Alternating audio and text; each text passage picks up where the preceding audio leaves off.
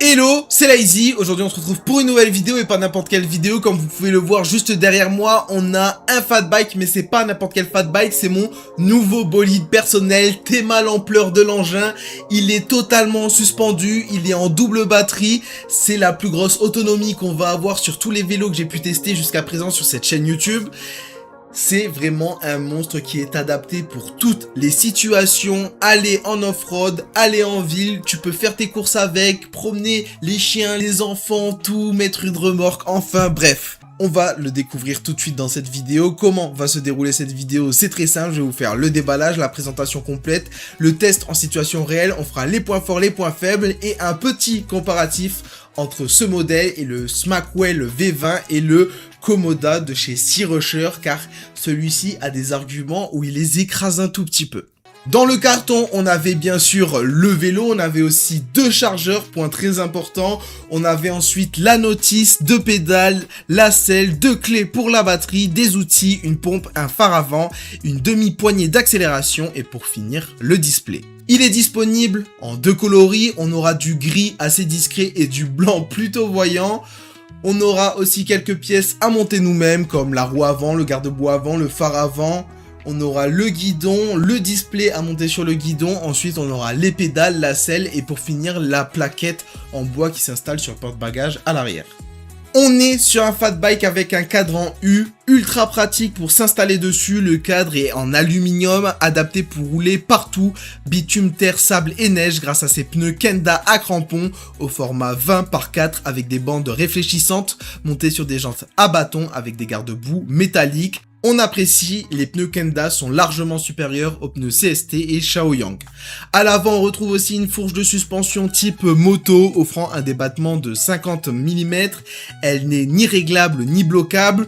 Sur cette fourche avant aussi, on retrouve un grand phare LED. L'éclairage global est assez bon, on aura une assez bonne visibilité une fois plongé dans une obscurité totale.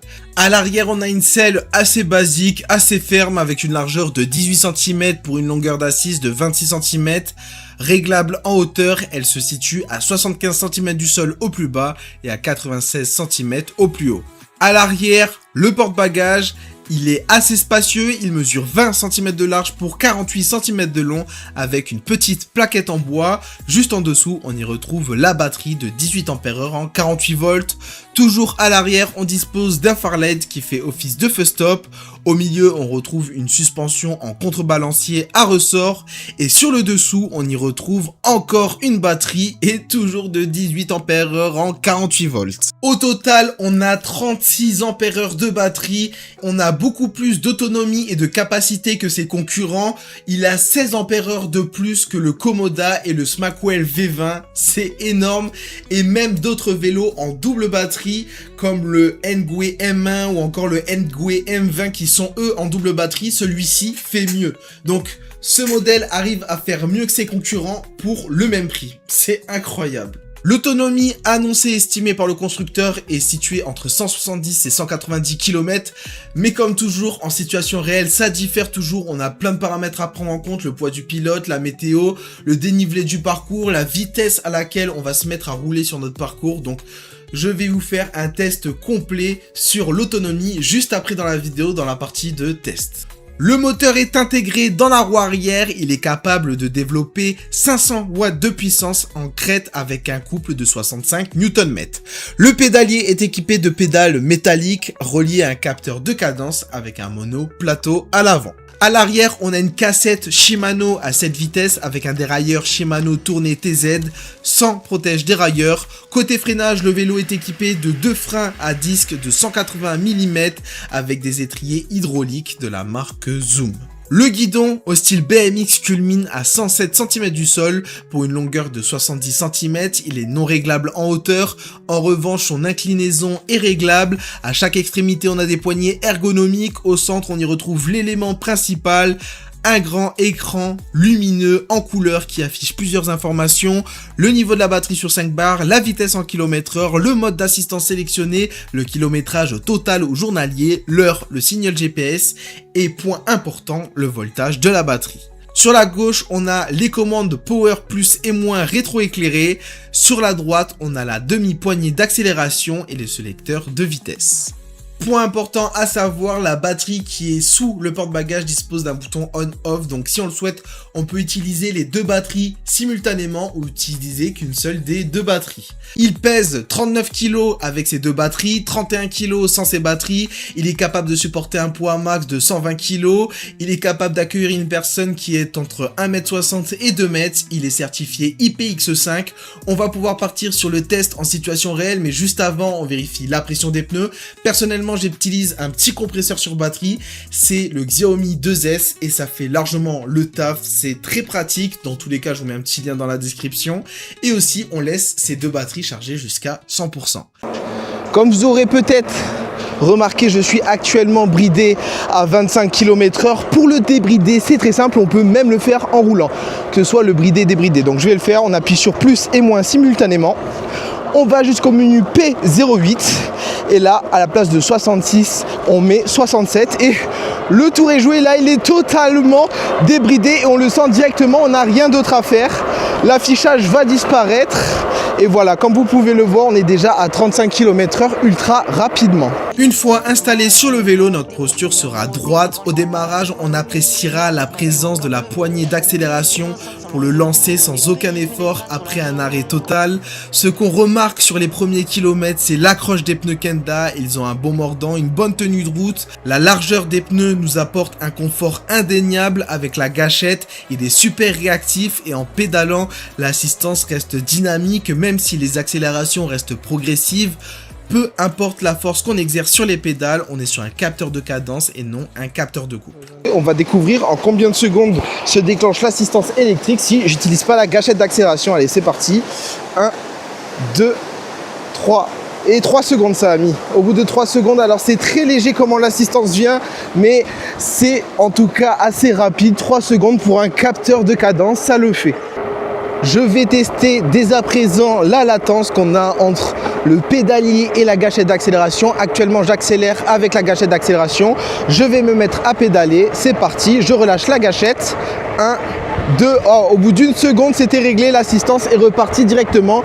Maintenant, on va faire le test inverse. Je pédale et je vais reprendre avec la gâchette 1. Et il n'y a même pas de 1 seconde, c'est instantané, aucune latence. Donc, le vélo est très réactif. Niveau confort, la combinaison des gros pneus et de ses suspensions absorbe bien les routes et les chemins en mauvais état. On n'aura pas l'impression de flotter non plus sur un nuage, mais elles sont vraiment confortables. J'ai réussi à atteindre le débattement maximum et faire claquer la fourche en off-road sur des impacts directs et non progressifs, sur certains gros cailloux, mais dans la globalité, le vélo est agréable, même sur les sentiers en terre. Je vais tout de suite effectuer le test de la VMAX. Cette fois-ci, je vais utiliser seulement la poignée d'accélération et je vais pas me servir des pédales, enfin si au début, mais je vais pas voir en combien de secondes se déclenche l'assistance électrique au pédalage car je l'ai déjà fait précédemment. Allez, c'est parti, on est à fond et comme ça, vous allez pouvoir voir le 0 à 25 km/h et ensuite le 25 à 45 km/h. On est déjà à 35 km/h, j'arrête de l'aider. Le vélo va aller jusqu'à 40 et il y a moyen qu'on a même un peu plus vite. On est à 43 km/h, on va avoir le virage, 45 km/h. Allez, on se fait le petit virage et on va voir si... Oh là là, 46, 47, il s'arrête plus. Et on est à 48, il s'arrête toujours pas. Et 49 km/h. 50 peut-être. Non, on n'aura pas les 50, mais pratiquement. Et on va effectuer mon test d'arrêt d'urgence à partir de la plaque d'égout. Allez, c'est parti.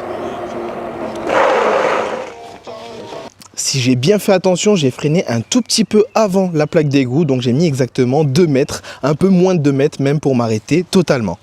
Ce que j'adore aussi avec ce vélo, c'est son application. On aura une multitude de réglages, on pourra verrouiller, déverrouiller, on pourra allumer, éteindre les phares, changer les paliers de vitesse, faire des diagnostics et j'en passe. Mais le point le plus important, c'est la position GPS, même quand le vélo est éteint. On peut le traquer, comme vous voyez ici, il y a écrit online et on peut même le faire sonner si on le souhaite.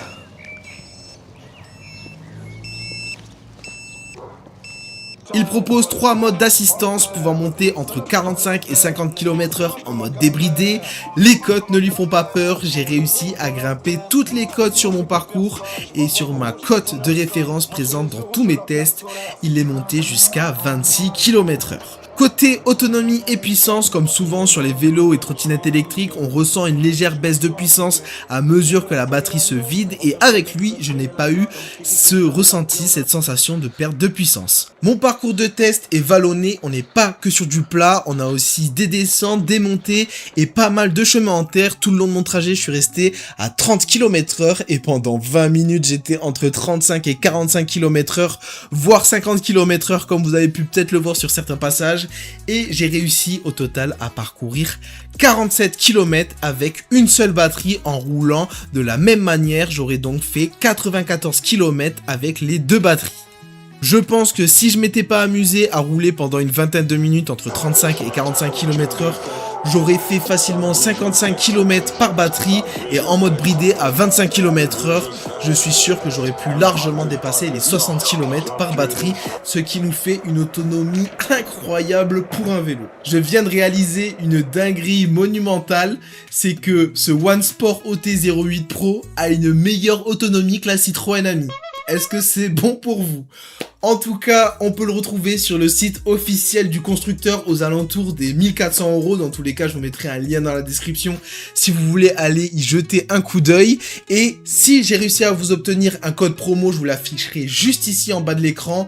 En plus, avec OneSport, j'arrive très régulièrement à avoir des gros codes promo et j'espère vous en obtenir un cette fois-ci. Et si jamais aussi je vous mets mon Instagram où dans les stories à la une je partage souvent des gros codes promo. Allez, on va maintenant enchaîner avec tous les points faibles et tous les points forts parce que oui, malheureusement, il n'est pas parfait.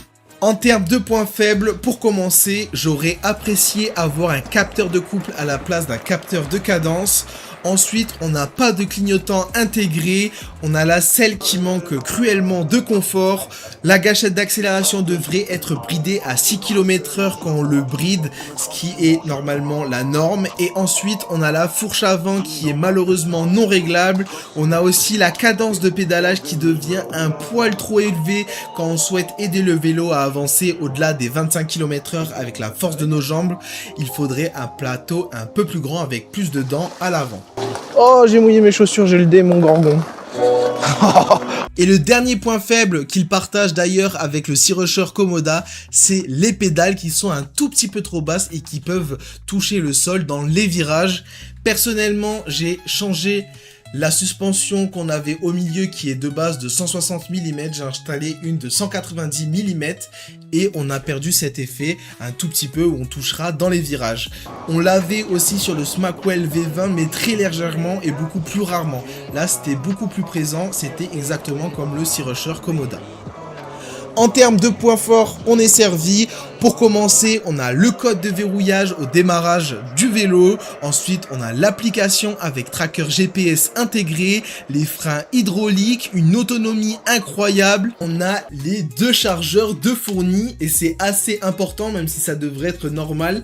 C'est la première fois sur un vélo en double batterie que je reçois les deux chargeurs. Après, on a les pneus Kenda, l'écran bien lisible, spacieux et bien visible même en plein soleil. On a un bon confort général. Et pour finir, on a bien sûr le prix du vélo, sachant que la pièce qui coûte le plus cher sur un vélo électrique, c'est la batterie. Et là, on en a deux énormes. Et aussi, on a leur SAV. En général, ils sont plutôt réactifs. Avec OneSport, il n'y a aucun souci à se faire. Petite comparaison du OneSport OT08 Pro face à ses concurrents directs, le Smackwell V20 et le Sea Rusher Komoda. On a des atouts que ses concurrents n'ont pas, les pneus Kenda, le tracker GPS intégré et les deux batteries. Et tout ça pour le même prix. Là où ses concurrents vont se démarquer, c'est sur la fourche avant, elle sera réglable et bloquable, ils auront une selle plus confortable. On aura aussi un capteur de couple alors qu'ici on est sur un capteur de cadence. Après c'est les goûts et les couleurs. Avec un capteur de couple, on doit plus user sur la force de nos jambes, alors qu'avec un capteur de cadence, c'est un peu comme du on-off, comme si on avait une gâchette d'accélération. Une fois qu'on fait tourner un minimum les pédales, on a plusieurs assistances de 1 à 3 et on n'aura pas besoin de forcer spécialement pour faire avancer le vélo si on le souhaite. Maintenant, moi je pense avoir fait le tour. J'espère que cette vidéo vous aura plu. C'est le cas, le petit pouce bleu. Abonnez-vous si ce n'est pas encore fait. Si vous avez des questions auxquelles je n'aurais pas répondu, il y a l'espace commentaire. N'hésitez pas à me dire vous, votre avis sur ce vélo et ses concurrents. Allez, moi je vous laisse ici, on se retrouve pour d'autres vidéos et je vous dis à plus les potes. Toujours les mêmes journées de galère, une boule au ventre qui te sidère. Et c'est le prix à payer pour voir rentrer le salaire. J'ai un billet bleu pour un pochon vert et pas si bien viscère. Tout ce que je demande c'est le sourire de ma mère, mon père, ma soeur et de mes frères. Ça fait déjà 18 ans de guerre, 18 ans de guerre face à la vie. Mes convictions, mon arme de poing, mes rêves, mon arme secrète. Et depuis le début je vais en retraite car faut éviter les pièges à l'eau.